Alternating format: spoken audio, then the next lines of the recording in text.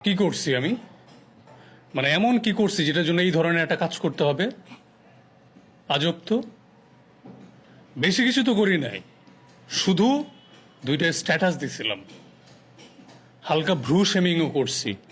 এই জন্য কি তাই বলে মানে রাত 3টার সময় হাওয়া ভবন থেকে ফোন দিতে হবে নাকি? আজব তো।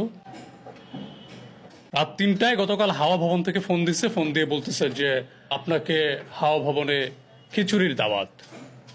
ওকে ফাইন, খিচুড়ির দাওয়াত ভালো কথা, যাব খিচুড়ি খেতে।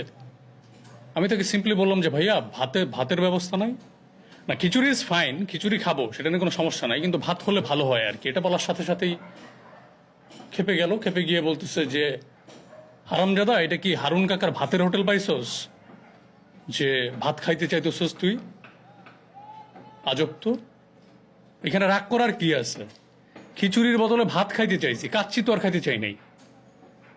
কাচ্চি খাইতে চাইলে না এই ধরনের একটা বিহেভ আসলে একসেপ্ট করা যায়, বাট আমি খিচুড়ির বদলে ভাত খাইতে চাইছি, এরকম মানে রেগে যাওয়ার কি আছে? আশ্চর্য। না, দেশটা পুরোপুরি স্বাধীন হয় না এখনো।